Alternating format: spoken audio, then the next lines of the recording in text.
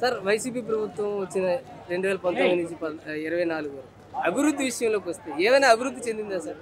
అభివృద్ధి శూన్యం అండి.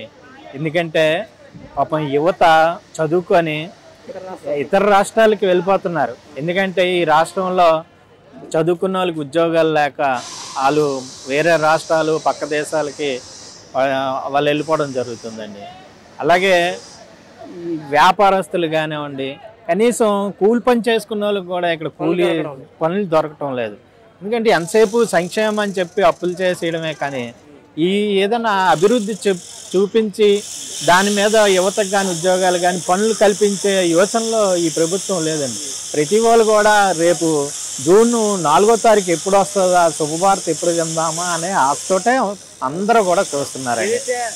2019లో అమరావతి రాజధాని అని చెప్పి 3 రాజధానులు అని చెప్పి గెలిచిన తర్వాత 3 ముక్కలు అటాడుతుంది. ఏ ఒక్క రాజధాని డెవలప్మెంట్ చేశారనుకోవచ్చు. ఏది చేశారండి? ఏ ఒక్కరు అటు అమరావతి చేయలేదు, ఇటు విశాఖపట్నం చేయలేదు, అటు వేరే దగ్గర కూడా ఎక్కడ కూడా 3 రాజధానుల పేరు చెప్పుకోవడమే కానీ ఎక్కడ ఏది చేయలేదండి. ఈ గవర్నమెంట్ మీద అందరూ కూడా వెక్స్ అయిపోయి కడుపులో పెట్టుకొని ఉన్నారు. బయటికి చెప్పుకోలేని పరిస్థితి.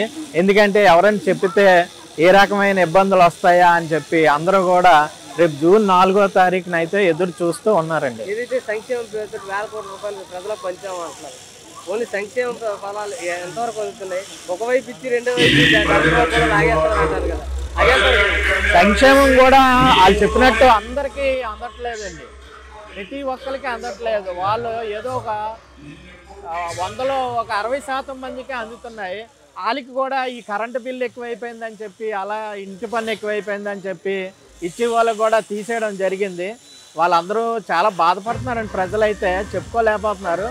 ఎవరో కొంతమంది అందిన వాళ్ళు సుఖపాటి చెప్తున్నారు తప్పితే ఈ 100కి 100 రూపాయలు ఆంధ్రప్రదేశ్లో గవర్నమెంట్ మారాలనే చూస్తున్నారు. 100% పక్కా అయింది. ఎందుకంటే 3 కలిపిన బలం ఒక వేరండి.